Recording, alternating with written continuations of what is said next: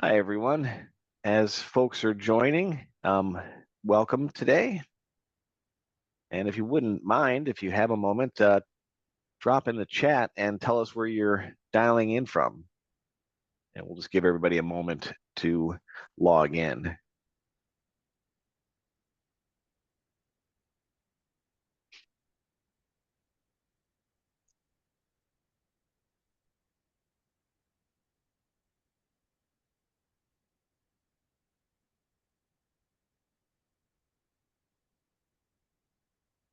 Oh, I'm hearing that chat is disabled. That would be a problem. Thank you for pointing that out. Let me find out why that is.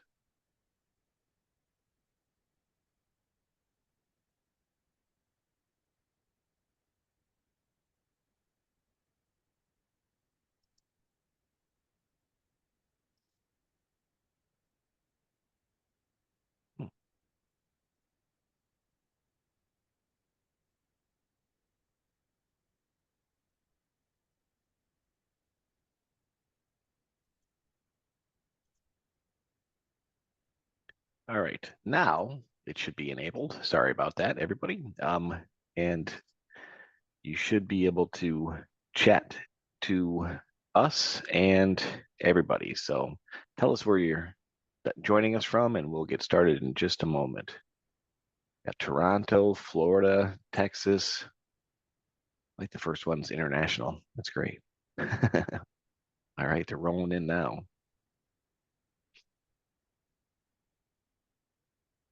Nice.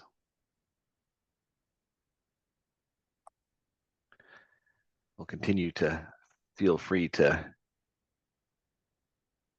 chat in there. And if, as we're going through this, if you have any questions at all, feel free to put them in the chat. But to make sure we don't miss them, Q&A section. If you click on Q&A, drop any questions you have for myself or Carrie into that, and we'll be sure to get those answered. Let's go ahead and get rolling. This is going to be our first session in It's a Peer-to-Peer World for this year. Our hosts this year include Cathexis Partners, Tatango, Turnkey, Nucleavis, and Event 360, and we're all going to have sessions throughout the day today, so hopefully you can join these sessions. Also want to give a shout out to Nonprofit Pro, who is our media partner, helping us share and communicate all the great information from this conference. We have the schedule here, and definitely hope you're joining these different sessions. If you're not able to because of a scheduling conflict, no worries. We are going to be recording these sessions, so you can refer to them later on. But if you want to ask any questions or interact live with the folks in the different calls, definitely plan on joining us live today. All right, so today, the first session up is how to optimize the peer-to-peer fundraising life cycle. We're going to cover a lot of things at a high level, and some of these other sessions throughout the day are going to continue to grow on some of these concepts. And again, myself, I'm Mark Becker, founding partner of Cathexis Partners. We help organizations find and use technology. Been doing this for just over 15 years now, and really happy to be joined by Carrie. Carrie, you want to introduce yourself and get us rolling? Yeah, thanks, Mark. I'm happy to be here. And I am with Susan G. Komen, and we are in it to achieve a world without breast cancer. And we do a lot of work with Cathexis. They're one of our key partners, and several of the other sponsors of this conference are groups that we work closely with or that we've worked closely with in the past. It's going to be a really fun day of content. So Mark, with that, I think I'll just take it away. And as we are talking today about the life cycle of peer-to-peer, we thought it was important to start with the foundations of peer-to-peer fundraising. And for many of you who have been in peer-to-peer for a long time and attending conferences like this, these next two models will look familiar, but we really wanted to create a shared understanding before we dive into some of the deeper things of the life cycle. So the first thing I want to do is just talk about traditional fundraising and Traditional fundraising is typically when an organization has done their research, they've got a good mission, they've got a really good ask, and they say, we're going to go to this donor. We know what they're capable of. We know how they're connected to our cause. We know what they should be able to give and in which ways they would want to support us.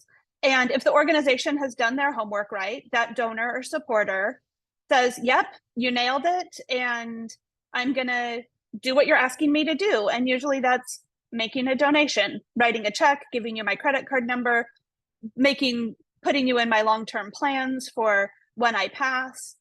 Peer-to-peer is a little different. It's a little more dynamic. So we still have the organization.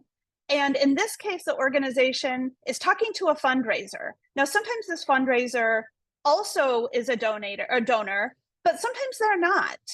We're also not always just asking them to fundraise or to donate. We're asking them to be a megaphone for us. We're asking them to go out to their network, to their friends, to their family members, and to represent our cause and our mission on our behalf. And if the fundraiser does their job right, then those donors make a donation back to us. A lot of times they do it, though, because of that fundraiser. They may not be connected to our mission. They may be doing it because they knew that I was doing the bike ride and they said, oh yeah, we're doing that thing that Carrie's doing, so we'll support her. Different dynamics at play here. The next thing I want to point out is the different layers here. So this is the peer-to-peer program value chain. And there's some real math here that says the more events you have, the more participants you have. The more participants you have, the more donors you have, if that peer-to-peer function is working right. The more donors you have, the more gifts you have. The more gifts you have, the more revenue you have. And then ultimately, the only reason any of us are doing this is to lead up to mission. So again, there's some math and some correlation there.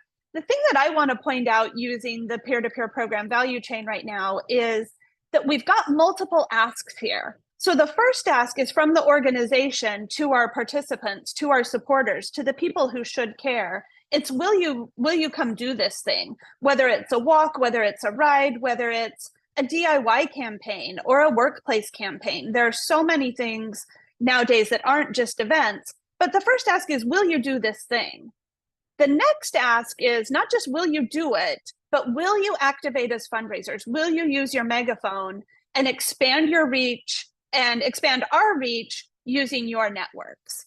Then the last ask, and this is the ask that is outside of our control, is from the participants to their donors, to their friends, family members, coworkers, colleagues.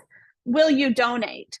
And that's the ask that we don't get to make, we have to train on. So again, I don't want to say that traditional fundraising is simple, because our friends on those teams would say it's not simple. There's a ton that goes into it. I just wanted to lay this foundation to point out that the dynamics are a little different. The other thing I want to do is thank our friends at Plenty Consulting who let us use these two models. And there's more information down in the bottom right-hand corner there. These are models that I, again, think are so helpful for understanding the foundations of peer-to-peer. We're going to shift now. I'm going to turn it to Mark. And oh, nope, I'm not going to turn it to Mark yet. I'm going to keep talking for just a few more minutes. Want to talk a little bit about the people. And this is just a random group of people that I got off of the internet, some stock photography here. But each of these people participates in our peer-to-peer program for really different reasons. And just going left to right, one of them likes to run. And we throw a great run, the Race for the Cure. And that's why he's there. The next person over is doing it because their team from work is running. Maybe their church group is doing it. Maybe their sorority is doing it. I sometimes say, like, this is my boss made me do it, or my sorority president made me do it. And we love those people. And when the sorority president wants them to do something else the next year, they're off to do the next thing. As we move across, we get a little bit closer to the heart of our mission. This is something that my friends do every year, and we do it because we have a tight connection to this cause. The next one is we're running because, thank goodness, the cause, again, my aunt is cancer-free. We're celebrating her. And then the next one over is not about the cause anymore. It's not about the activity. It's specifically about our organization. And this is I care about ending breast cancer and I'm with Komen. So I would encourage you to use a similar model and just map out why people might be coming or participating in your peer-to-peer programs. It's really important to understand those different levers and those different dynamics. Now I'm about to turn it over to Mark, and I'm going to just remind us that peer-to-peer is about people. And our friend Marcy Maxwell, who I'm sure many of you know, she runs the Peer-to-Peer Professional Forum. She said this in a virtual conference several years ago. She said, "They're not our people, we are their cause." And that changed something for me because we think of them. There are donors, there are runners, there are participants, there are DIYers. And I encourage us all just to tip that on its head because this is about people. We have to take care of them and we have to continue to earn the right to be their cause every day, which is part of the reason that Mark and I have set up this model to talk about the different life cycle areas of peer-to-peer fundraising and really talking about it from a person-centric starting point. So now I know I turn it over to Mark just to introduce the model here.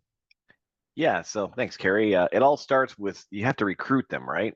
You have to start somewhere. So and really it's cyclical and it continues. That's the circle. But we're gonna start with recruiting them and then moving to activating them, motivating them, supporting, right?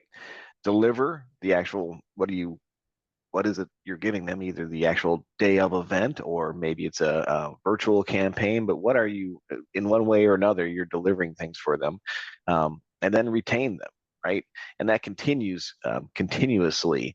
And that's what we want to kind of, the theme for throughout the day, and kind of going back to the quote on the previous slide, is all about, taking care of them throughout this, right? It's not just a specific season.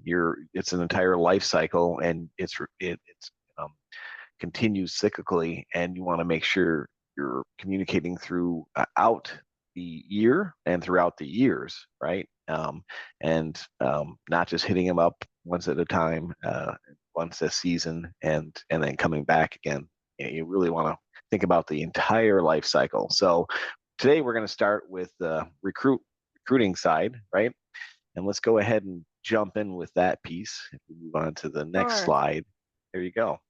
You bet. Back to you. And like Mark said, these things are all really interconnected and they go in a nice little circle on the graphic, but that's not the way they exist in real life at all. The other thing, like Mark said up top, you've got a bunch of really good sessions today. And I know some of these sessions are going to go deeper in to a lot of these different portions of the life cycle. So the goal that Mark and I have here is just to give a little bit of context, a little bit of content. And then with each of these, we're going to tell you what you should be measuring. And so that's the premise here for what we're about to get up to. So the first thing with recruitment is getting really clear about who we're trying to attract. And your different programs, your different campaigns, your different events should have a different person that they're trying to attract. We go so far as to find pictures of people.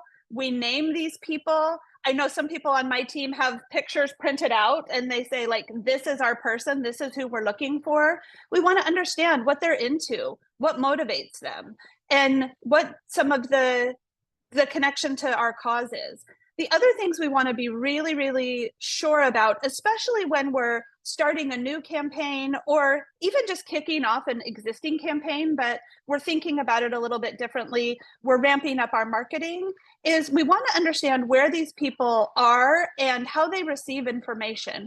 We want to be sure that we have the tactics, the strategies, and also the budget to reach enough of them that we're going to be able to have a critical mass for our program. And this is really, really different program to program to program. I know that we have ambassador programs that we run in this industry. Ours are called Bigwigs and Pink Tie Guys. And I don't need 10,000 bigwigs or pink tie guys. I need a couple in each market who are really, really dedicated. And so my way that I reach them is very different than the way that I reach people who I want to come to my Race for the Cure. So just being clear on where these people are, how we can get to them, And then being sure that we are able to reach them. And sometimes that means that we've got to ramp up at a marketing budget if we know that that's the way. It also might mean that we need to have better boots on the ground to knock on doors and to reach out to corporations, getting really, really clear about how you'll find these people. The other thing is making sure that what we're offering is a fit for the person. So I've got a lot of programs that Lisa would be a great fit for. I have fewer programs for Jake. So if I say, oh, Jake is my priority, I want to get somebody younger. I want to get somebody who loves to be outdoors and who's passionate about the environment. It's a little bit of a weird target for a breast cancer organization, but I would want to be sure that I had a program that actually is going to be attractive to Jake.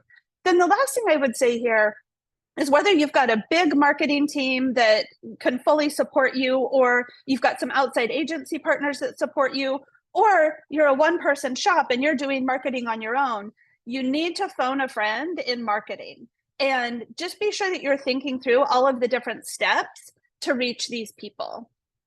The next thing I'll say here is at Komen, we use aerial coverage and we also use grassroots coverage. I've also pulled a few examples here of things I've seen out in the wild recently.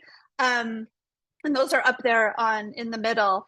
And of course, we can pay to reach people through all of these social channels. We can do out of home. I think fewer and fewer people are paying right now for TV or for radio. I know sometimes if we've got the right partnerships, we can get those things donated, but I consider that the aerial coverage that can be managed from a central office. There are some things though that really do require that grassroots, people on the ground, people understanding who's in the market and how do we reach them and who are our highest value prospects and our highest value participants. How are we rallying volunteers, getting street teams put together to really make the event feel not just like the thing I saw on Facebook or the amazing ad in Times Square, but that people in my community, people in my neighborhood are involved in this and invested in this as well. And so that's the very high level for recruitment. And I'm going to turn it to Mark here to talk about what we should be measuring. Yeah, so each one of these, obviously, each one of these areas, we should be measuring different things, both against yourselves and hopefully against, industry benchmarks. So that a lot of the vendors, platforms, different marketing agencies put out different benchmark reports, and you're probably already aware of those, but definitely happy to share some examples if you're not. But against everybody else is one thing, but you also want to year over year and campaign versus campaign measure against yourself, and always remembering that benchmarks and the results are going to be different based on the different type of campaign, the different type of market, the different type of audience. But if you have a legacy campaign, definitely year over year, you'll be able to see trends and hopefully affect those the change to improve them moving forward. So in recruitment, what should you remember? Measure the number of new participants, right? The number of new teams, number of participants who match a profile. And this is just kind of a starter list, but you can only measure one thing. Throughout this, we're going to bold what's that one thing, right? And in this case, it's going to be the number of new participants. And again, there's these other items that are also worth taking a look at, and by no means an all-inclusive, exhaustive list of things to track, but start here, right? Start with the number of new participants, new teams, number of participants who match the profiles, the personas that you set up, and kind of go from there. Yeah, and I would add, Mark, measuring something is better than measuring nothing. And I know sometimes I get the list of everything I should be measuring and I get a little freaked out. And like, who has the hours in the day? Who has the technology and the reports? And do the reports match on the back end? And have we deduped the reports? And it can get really exhausting. And that's why we wanted to call out, like, if you're just measuring one thing, here's what you should look at. And again, don't think you have to boil the ocean. Start by just boiling the little bit of water you need for your cup of coffee and measuring just a few basic things. Yeah, you can definitely end up with analysis paralysis with any of this because there's so much data to be had, and you should take advantage of that, but don't spin your wheels too much. Yeah. So we're going to shift into activating and motivating them. And the first thing I want to say here is you've got to set the tone. And this is a phrase that we used to use on one of the largest Race for the Cures when it was, 50,000 people back in its heyday. And we were making tons of money through registration fees. We were making very little money through peer-to-peer fundraising. And so we decided we were going to set the tone, and we actually would say this: your registration fee gets us to the start line, and we would have a picture of the literal race start line. And your fundraising is what gets us to the finish line. And of course, you have to continue telling that story. For us, it's a world without breast cancer. For you, it's whatever your mission is. And that's just one way to set the tone that this thing is a fundraiser. A while back, I had seen a survey of the number one reason that people don't fundraise. And I'm sure if we had everyone off the microphone, they would be guessing. If anyone wants to put in the chat quick, I'm about to reveal the answer. A bunch of you know this because you've seen me do this bit before. I didn't know I was supposed to. So a key part of this is, again, setting the tone, establishing that this is a fundraiser, and your registration fee, if you have one, is awesome. We thank you for it. And we need you to do a little bit more. The next thing we really want to do is be sure that people understand how their fundraising makes a difference. And there are lots of different ways to do that. We can share stories of people, or sometimes our mission might not necessarily be directly related to people, but ways that our mission is making the world a better place. If we can, if our mission lets us, connect the dots between your dollar did this. And sometimes it's very easy to do. There's a one-to-one. Your $20 put this many meals in the meal pantry. Sometimes with science and research, your dollars bought this many test tubes. Not quite as sexy, but if you also do direct delivery, your dollars provided this many rides to chemotherapy, making those things very clear. The next thing we do, and remember back to the asks where we need to ask them to participate, we need to ask them to fundraise, we really need to be sure that our supporters and participants understand how to make the ask on our behalf, which means we've got to train them about our mission and how to talk about that in ways that are meaningful. And then certainly as we're trying to activate people as fundraisers, we've got to personalize those messages. And Mark's going to talk a little bit more about support down the line, but just making sure that we treat people like we know who they are through those fundraising messages. A first-time supporter or fundraiser probably needs a really different set of messages than a top team captain who's been fundraising and coming to the event for years. The next thing I want to call out here is, as you are reaching out to people with those fundraising messages, you need to be clear with either yourself or with your team about who the priorities are to be reaching out to. And these are just a few ideas here for people who, when you're starting with a whole bunch of people who have registered, you're not exactly sure who to start with. There are some really good tips and hints about people who are into it, people who have their head in the game. They've shown some sign of life. They've asked for help. They've changed the goal in the system. They've made a self-donation. And of course, at the very, very top, people who have fundraised well in the past. And again, you may have a very small event and be able to have really intimate relationships with everyone. You may also have thousands of people signed up for your event, and you may need to say, we're not going to be able to do outbound research to everyone. So we've got to get clear and we've got to set priorities for who we do outreach to. Now, when it comes to actually motivating people and getting them to do what we want them to do, I think of this in two buckets. I think of recognition as surprise and delight with, oh, I didn't know that was going to happen. And you just gave me this thing at the event and I'm honored and touched and wow, and I get that warm feeling. That's something that is absolutely critical for lots of parts of the cycle. There are also rewards that are really, really well laid out. When you do this, we're going to give you this. And when you do this, we're going to give you this. Our friends at Turnkey may be like rolling their eyes. I may be not using these words exactly how they would, and they're gracious. They would never roll their eyes. But this is the way that I think of these two things. And with rewards, we can actually motivate people to do what we're asking them to do in real time. And that can be something that we have well laid out in advance, or it can be something that we do as a pop-up where we suddenly had someone donate tickets to a big concert, and we can use them as some kind of fundraising incentive to get people to do what we want them to do. I'm going to do a little bit of math. We're going to move through this really quickly. And if somebody told you there would be no math, they were fibbing. I want to lay out two events, and this is all going to get to a point. And the point is there's a difference between fundraising activation and fundraising performance, and we need to measure both of those things. So I'm taking two events, and I'm assuming these two events are within the same series. Now, this can apply if you've got virtual events or if you've got online campaigns. It could say campaign 1, campaign 2. But each of these campaigns has 1,000 registrants. The math's going to be super easy, guys. The revenue is $100,000. And that means the average fundraising per registrant is $100, right? All that math checks out. And if that's all the math we do, these two events look identical with identical opportunities.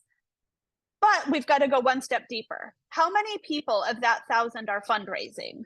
On event 1, we've got 500. On event 2, we've got 100, which means our activation is 50% on the left-hand side, and our activation is only 10% on the right-hand side.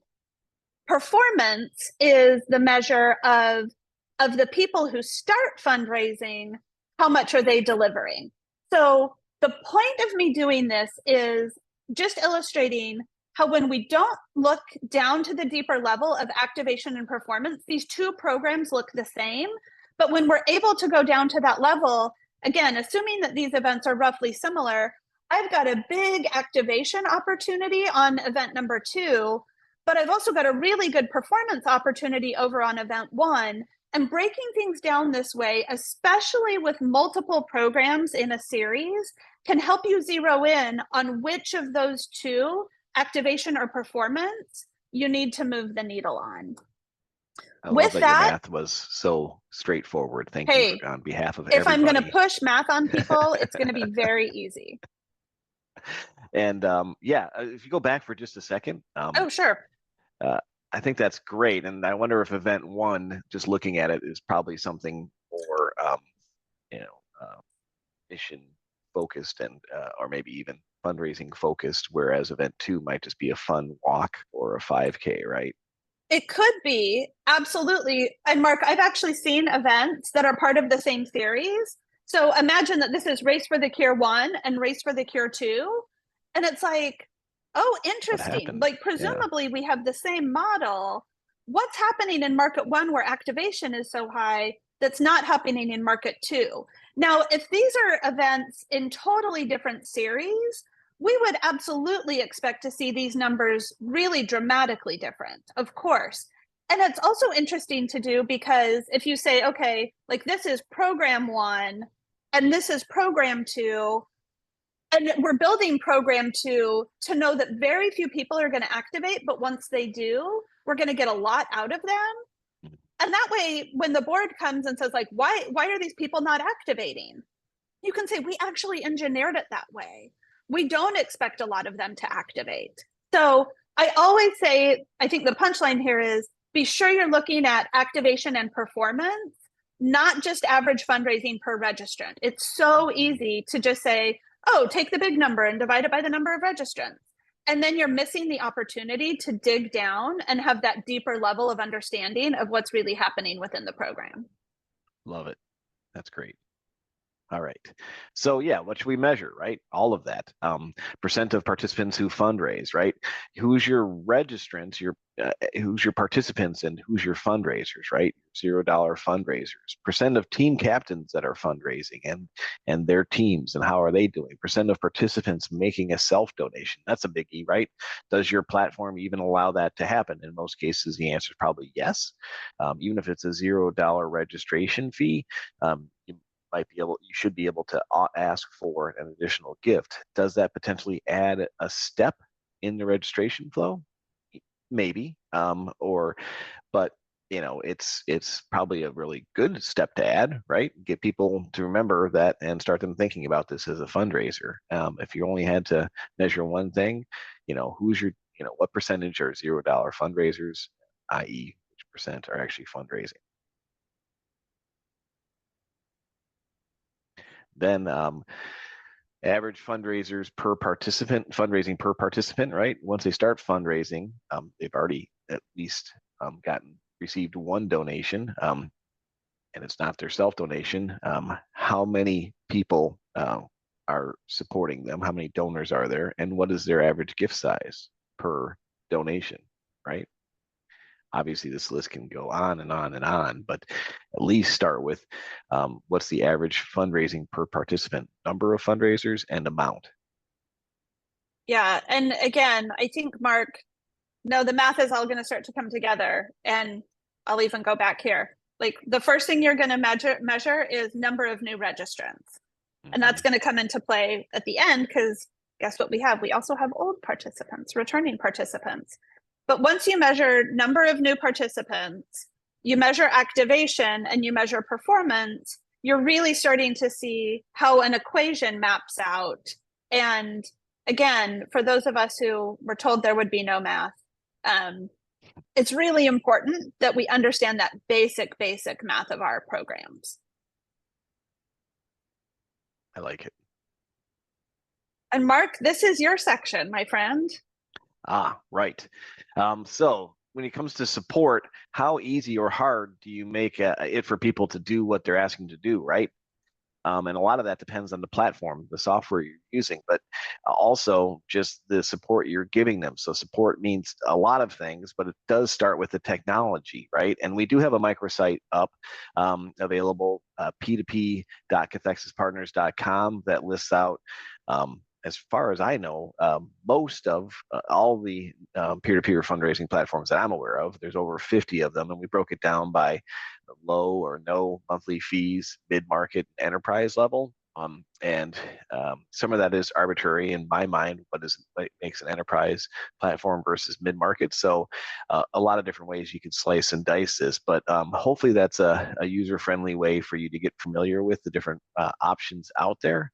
Even has a drag and drop tool for some of the main platforms available in each category, so you can kind of do a side-by-side comparison with some of the basic features expected at the different levels. So make sure you have the right technology, right? It all starts with that, making sure that your organization makes it really easy to register, fundraise, donate, and get questions answered. Mark, the other thing I'll add here is getting really clear in the beginning from the person in my role and my team's roles. What does the platform need to do? In some cases, like you may need some more robust support for things. You may have some interesting ways you want to be able to set team captains up, or you may need people to not just be able to register and fundraise, but also make a purchase. So getting very clear up front before you even go to this tool and explore what your needs are, what do you need your supporters to be able to do? And I know that my team has gotten better and better at that, so that by the time we're talking to our friends in the technology side of the house or some of our agency partners, we've had a really crisp conversation about the front end business requirements. And we're certainly not perfect, but we're getting better at it. And I think it makes our friends on the technology side and operations side happier with us when we come to them actually having thought through from the business side the requirements we have. Yeah, no, great point. I get asked often, hey, what's the best peer-to-peer fundraising tool? Okay, there's no one answer, right? And there might be a great platform for DIY fundraising that's not going to meet your needs for an actual physical event or memorial and tributes, right? Or a virtual campaign or live streaming. So there's a variety of factors, and you need to keep that all in mind. And someone did mention, and I wanted to point out, speaking of technology, we're having technology fun on our end, in that our main host for our Cathexis Partners website, and also p2p.cathexispartners.com and Peer-to-Peer World is currently having issues. We got a notification that those sites are currently down. So apologies for not being able to access these sites live in real time, and really awesome timing on our end. So if you're trying to access any of those sites, my apologies at the moment, but definitely we better have them up shortly. And that's down to our host, but I know they're actively working on it. So, and if you're using any platforms that you're not seeing on there, definitely let me know. Happy to add those to the list. Now, when it comes to, so that's the platform side of things, and the technology, right? Then it comes down to, what are you as an organization providing? And obviously the platform that you're using, or platforms you're using to for your website and communications will make this easier, hopefully. But it comes down to your teams providing email templates for fundraising, so they can ask their friends and family. You're asking to enable these folks to fundraise, basically become, fundraisers on your behalf. So you want to give them all the tools to do that. Share best practices for fundraising, tips, right? And be concise. And when you're communicating, make sure it's timely. If you're doing a 4-month series, assuming that most people you open up registration 4 months prior, you're sending out a weekly email, and it's about a physical event. Obviously, you want to share logistical information up front as much as you have it, but you might be waiting for some of it, or some of the details, or some of the parking details might not be important until the week of. So just make sure you're being very concise when it comes to communication, and also, as much as you can, segment and target that communication, so that you're not saying, hey, please start fundraising today, and someone that's already raised $10,000 gets that email. It would be not less than impressed if they're receiving the same emails as $0 fundraisers. Make your contact information easy to find, and ensure that you're staffed to sufficiently support participants, right? Obviously, you can't call everybody, but hopefully you can reach out to a few people here and there. And also, hopefully you have some kind of email program that you can follow up, a support desk that follow up with folks along the way. And then on the actual day, again, if it's a physical event, it's the actual day of the event, but it also might apply to a virtual program as well, right? Maybe it's someone donating their birthday or their special event, or a memorial or tribute that's centered around a specific day. Maybe it's Giving Tuesday, or maybe it's end of year giving, or whatever it might be. Support them on the day. Make registration and check-in seamless.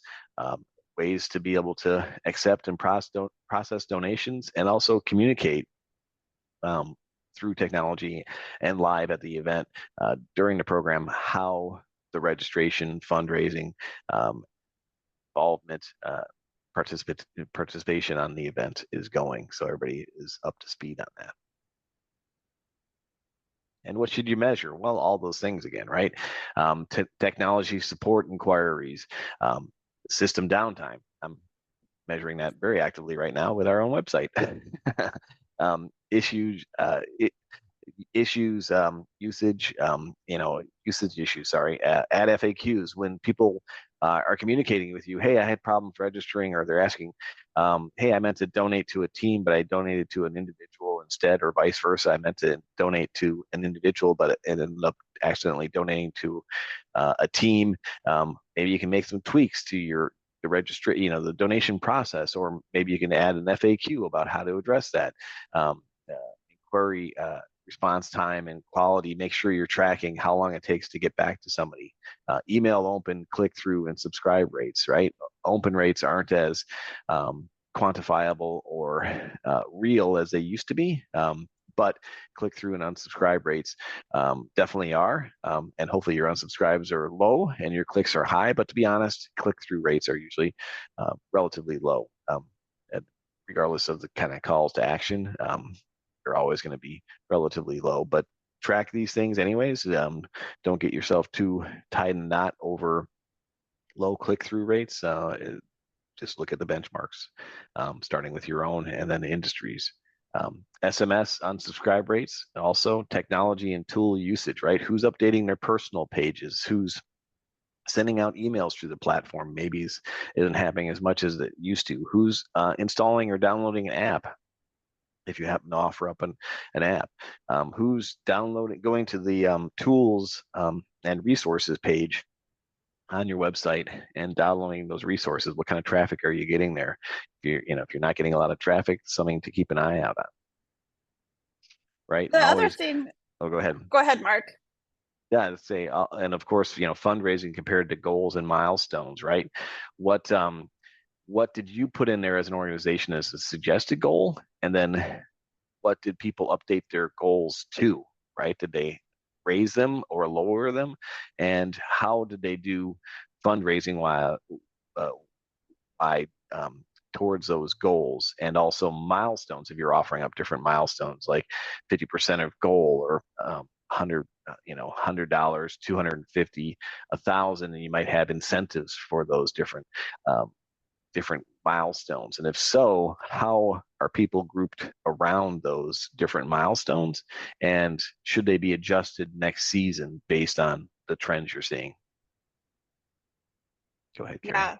No, I mean, I was back what you were talking about with the unsubscribe rates. I know that at Komen we send a lot of emails, and not just a lot of emails for our programs, but we send mission emails, and we send emails about our blog posts, and we send emails about the support we provide. We send, it's all important. It's all really good information. And I would encourage everyone, including, we're working on it right now in real time at Komen, to make sure that we've got our program email schedule synced up with the other organization email schedules, because I'll tell you the best way to have those unsubscribe rates go up is when they get lots of different emails from lots of different people within our organization or departments within our organization, all stacked up on each other, like the left hand and right hand are not coordinating in terms of communication. We also want to keep them informed, and we don't want to overwhelm them with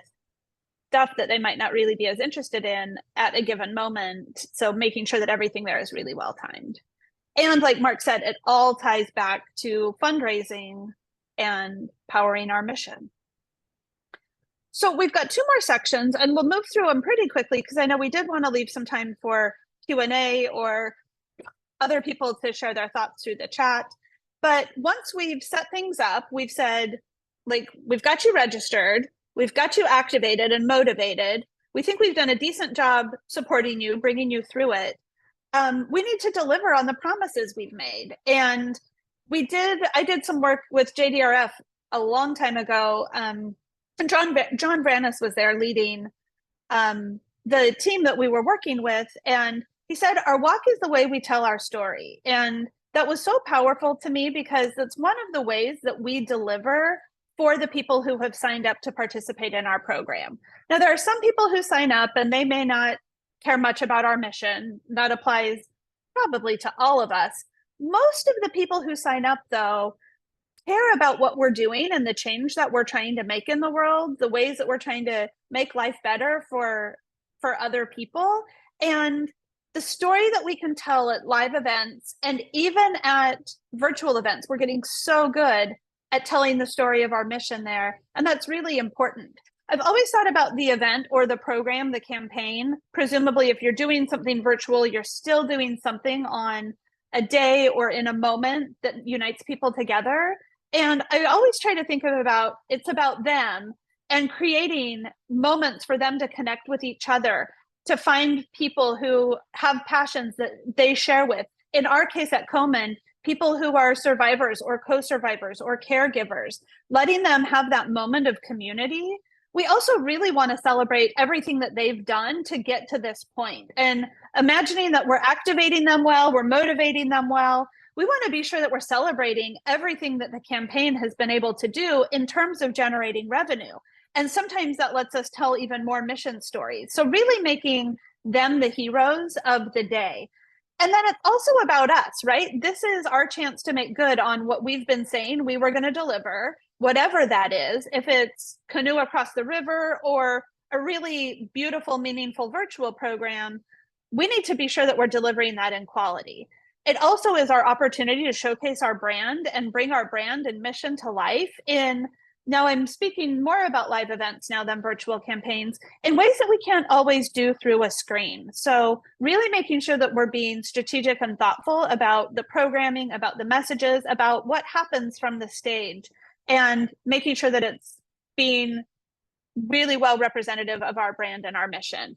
And I'll say at the bottom there, this isn't just something that we want to deliver on one given moment in time, but this is something that we want people to feel like they're part of. Maybe not year round. Some programs that's really appropriate for, they sign up the day that they finish the event the year before. And for some people, it might be a few weeks leading up to it, but we want to be sure that it's an ongoing relationship. And we're going to get into the next piece of this, which is, you can imagine, retain them. And all of these things are so important. So I want to just point out a few nuts and bolts, like bare minimum. Got to be safe. And we've got people that are in our care and custody. And these are, again, live events. We need to make sure that we've thought through the basic protocols, procedures, that when we're crossing streets, or if we've invited a lot of people to a site, we understand the ins and outs. It also needs to be well organized. We've got to make sure that people know where they're going, that the signage is pointing in the right direction from the parking lot. Got to make sure that people can hear the announcements. There was a survey a while back that the number one reason for people being dissatisfied with their live events is they didn't know what was going on because they couldn't hear the sound. And that's really easy to fix if we think about it in advance. We also want to make sure we've told people, be here at this time. We're going to take about this much of your day, and this is going to happen now, and this is going to happen later. We want to stick to that as closely as we can. Can't always stick to it exactly, but just honoring what we've told people. And then again, making sure that we're immersing people in our mission and bringing that to life. Yeah. So for this area, what should you measure, right? Participant satisfaction scores, right? That could be a survey. It could be a lot of different ways to capture that. Net promoter scores, the number of new registrants who say a friend referred them, right? How did you hear about us? Friend, if that's a question during a registration, or if you're doing that, again, survey, that type of thing. This can also, number of repeat participants, year over year retention rates. All of these things are speaking to how well you're delivering to your audience. And Mark, that's a great lead into our next piece of the life cycle, which is retain them. And like Mark just said, one of the best ways to keep people engaged is to deliver on the experience that you've promised them in exchange for what they've done for us. So first of all, just point out that our returning participants usually come back at a lower cost to reactivate than going out and finding someone new. And they also are awesome evangelists for us. They fundraise more, they recruit, they're team captains, they come back and they're advocates. So the lifeblood of the program is really these returning participants, and we need them just as much as we need that new blood. It's that delicate balance, because you don't want all returning participants. That program can get a little bit dusty really fast. You want to have that good balance, but you need to be sure that you don't have to go out and find an entirely new crop of people every year, because that gets really labor intensive and also very expensive. So we're back to this recognition and rewards. And we talked about the rewards before, and rewards really being something that you can lay out and use to incentivize people.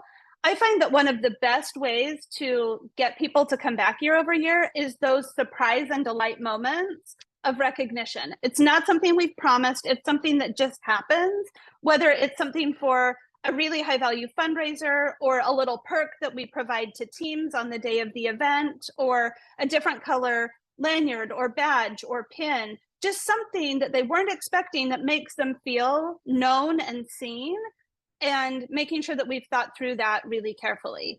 The next thing is making sure that we're treating them like they're a valuable part of our organization, making sure that we're talking to them in ways that matter to them, that resonate with them, really making them the heroes of the story. I know it's so easy to talk about what we do as an organization, and that's important, but also what we're able to do as an organization is because of our fundraisers and our supporters, using them to deliver messages to other team captains or other top fundraisers, giving them those moments to shine, really making them part of the fabric. Also, inviting them to other programs as your guest is a really great way to say, take your top fundraisers on one program and let them know that you've got a table set aside from them at another program, treating them like the high value supporters they are, even though it might have come in through a different channel, making sure that they get full exposure to your mission and to the other ways that you are bringing your mission to life. And then the last one is just making sure you're listening to them. Sometimes you can do that in person. Sometimes you have to do that virtually over online coffee chats, but building community and creating advisory councils, making sure that you're getting their input on your program. The last thing here is there will come a point in most campaigns when we're ready to help someone find the next thing for them. We run a campaign, a program called the Coleman 3-Day Walk. And these people walk 60 miles and they fundraise $2,300. They do it over the course of 3 days. It is not for everyone. And it's for a lot of people just one time. And we want to be sure that we don't say, oh, we must retain them, we must retain them, we must retain them. The more important thing is making sure that we retain them as part of the organization. So with your higher value participants, as you can tell that their interest in one program may be waning, it may be that they came in because they had a loved one associated, they had kids who were diagnosed, but now those kids are adults. Be sure that we're helping them find the next path for them. And as we get to things to measure, one of those things to measure is long-term retention in the organization, even if they migrate away from the program that you operate. Great stuff. Totally. So yeah, number of returning participants, definitely measure that, right? What's your year-over-year legacy participant retention, year-over-year retention rate, number of returning team captains, right? Number of returning teams, number how longer term retention in the organization, how many have returned since last year, 2 years, 3 years, and potentially even give them incentives or swag and button whatever at the event to highlight that, right? To give them some type of recognition for that on the event itself, potentially. So those are all the types of things you can measure for sure. Yeah, that surprise and delight when you hand someone a button that has their number on it, it's really fun. So again, apologies that these aren't currently available, but they will be. And you will get an email after the, I think go out tomorrow with links to the presentation and all of these follow-ups, also the recordings. If you haven't been able to register, if you didn't register for other events, don't worry. Again, you'll have links to all of the sessions today. I wanted to go ahead and jump into some questions that were asked as well that I've left for this time. So we use, one of them is from Arlene, we use the same software as our registration software for our 5K. And I'm assuming registration software is like event registration, kind of standard event registration. It's not listed on the site. How do you evaluate it is a great platform or not? Again, it goes back to surveying your participants, right? But also your staff, asking them, and how much time are they taking to set up the events? What's the cost of that? It's already sunk cost because you're using it for other things. That's great, but it might not be the best potential platform, and i.e. why you're asking in the first place, right? I don't know, Carrie, anything else to add to that one? No, I love though, Mark, what you said about your technology IT operations team. How long is it taking them to do things on the back end? And there are some platforms that are really turnkey. Once you build the basics, you can duplicate that a bunch of times, making it easier for your back-end support teams to do that kind of thing. And as much as it is important for our participants to be able to do things easily and seamlessly, it makes our ops teams and technology teams either happy or very, very cranky when it works one way or the other. So that's also really important, Mark. Another question is, I love the to be concise, but how do orgs of all sizes do that with so many different ways of communications coming and going? What's the best practices there? Oh man, I wish I had like Big the airtight calendar, right? answer on that one. Yeah. Holy smokes. Like it's something I'll be candid. It's something that at Komen we're working through in real time. I think there's, be concise, and here's my advice. You can control what you can control. And that depends where in the organization you sit, maybe how high in the organization you sit. And my advice to you for your program is within what you can control, get very crisp, get very clear, and make sure that your messages are able to be fully consumed and digested and acted upon on a mobile device. Now, be concise. You can control that within your program, presumably. You may have to pester your boss a little bit or the communications people. Being concise with the different multiple communications channels that some large organizations have, it is a challenge. We use a tool called Airtable, and we're getting better at it. And my understanding of what Airtable is just helping to map out different campaigns, different communications. It's not even the way we use it, robust project management software, but is really just helping us get a view so we can say, oh, we're sending this walk email the same day that marketing wants to send a brand email, the same day that we want to send an advocacy email. We've got to at least get everything on the table so that we can start to make sense of it. Yeah, I agree. That's great. That's probably like right. a whole week-long therapy session for all of us. That's a whole nother, yeah. Yeah, whole nother session. And we actually did a session on that a couple of years ago together, Carrie. We And did. We it did turned many into a sessions workbook. on Yeah, ecom. we did, and it turned into a workbook that's also available on our resources page. So definitely check that out. Another question, and feel free to ask additional questions. We still have a couple minutes here. What is best practices to have participants fill out a survey? Is this a separate email, part of the thank you email? What do you Yeah, think? I love to get a thank you email out almost immediately if we can. And I love a post event survey within a few days. I think if we can just send one email to them that says, thank you, we're not asking anything from you. Thank you, thank you, thank you. You are the heroes. And of course, I love a post event survey. It's something that we've gotten a little more rigor around in the last several years at Komen. And, don't ask any question that you don't know what you'll do with the answer. But as long as you know that this is a valuable piece of information that you can take action on, whether that's the pre-event support, the communications, the technology, the incentive programs, the recognition opportunities, but then also the event experience. How easy was it for you to find the site? Did you know where to go? Were you embraced? Did somebody greet you? All of those things that we engineer our programs to do, we want to be just getting a scorecard on.